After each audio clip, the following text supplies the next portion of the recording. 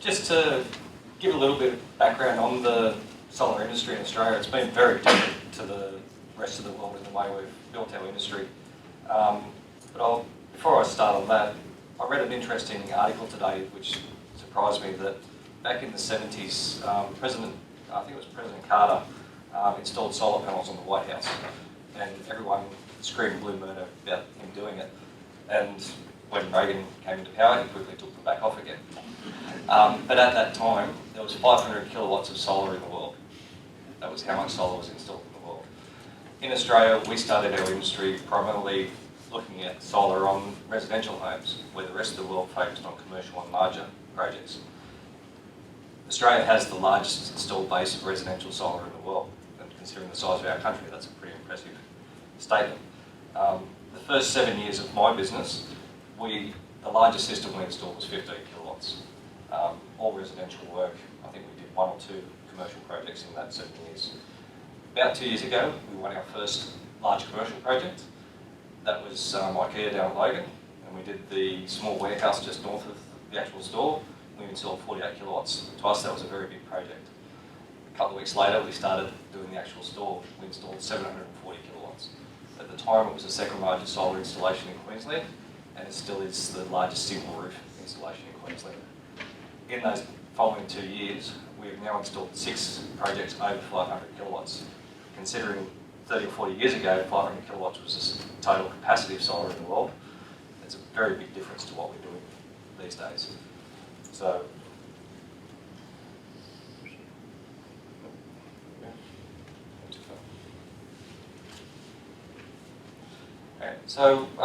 We work in several different areas.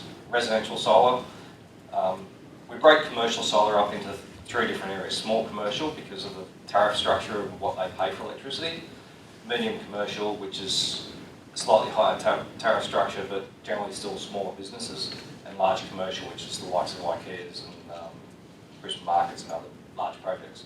And then we've got utility scale, which at this point in time we don't work in, but we are transitioning to that. We're looking at a few projects at the moment. The big difference between those is that they've all got different challenges for going towards solar. Can I just get a show of hands from the audience? How many people in the room own their own home? Right. Of those people, how many have solar installed? So there's probably 80–90% of those people that own a house have solar on already.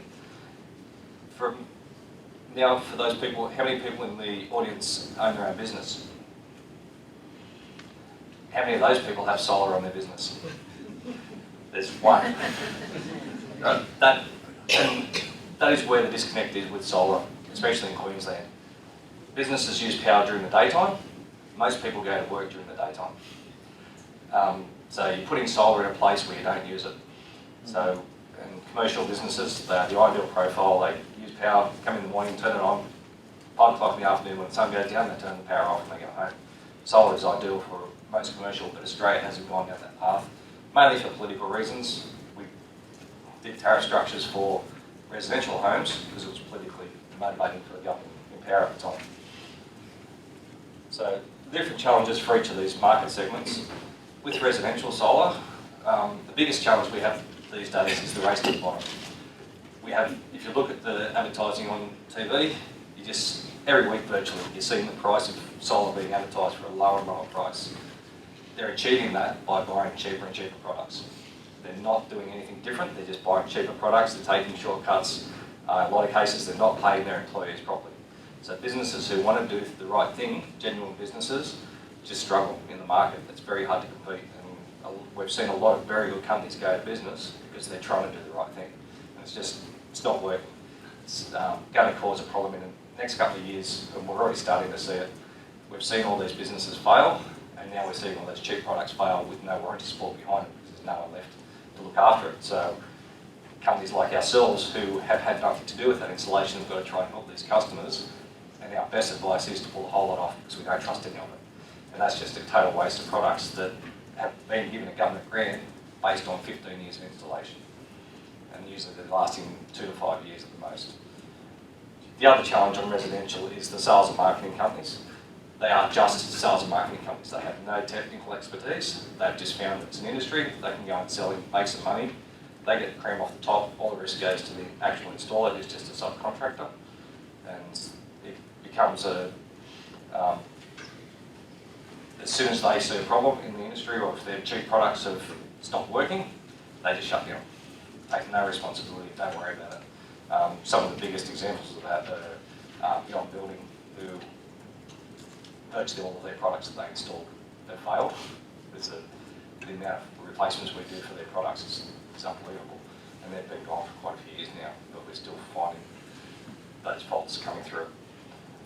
Some of the solutions to this is trying to improve the ethical standards of the industries and trying to accredit salespeople. So the motor industry, the real estate industry, you have to be licensed and accredited to sell in those industries. The solar industry, there is no regulation for the salespeople. The installers are heavily regulated, monitored, and we have the renewable energy regulator actually sending people out to do inspections on our systems randomly to see the quality of work and make sure we do the right thing. But the salespeople, there's no regulation, so they can tell the customer anything they like and just try and suggest to try and get the sale and get their commission and then disappear. They don't care, and that's a very big problem in our industry. Small commercial. This is the area that solar should be booming in. They have the tariff structure where solar will give them the biggest benefit. They have the roof space in most cases, and that matches the size of their load, so therefore they're going to offset their load in a great way. The biggest disconnect we're finding in this is the tenants who pay the electricity bill don't own the building. The landlord who owns the building doesn't care about the electricity bill.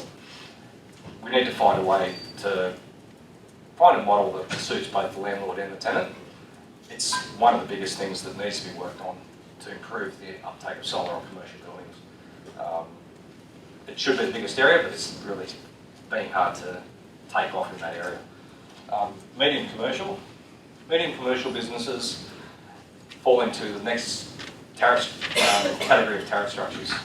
They're on a demand tariff, which means that if they use a certain amount of power on one day of the month, they pay for that amount of power for the whole month. So you put solar on that house or that building, and the price they pay will come down unless they have one day of bad weather. The solar doesn't work, they still have that peak tariff, solar's done nothing for them. So that particular area is probably going to benefit most from batteries when they come in, so we can keep that demand down at a lower level.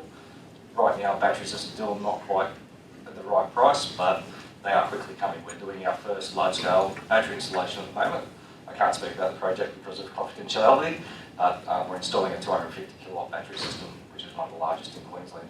And it's for a trial site to see how batteries work.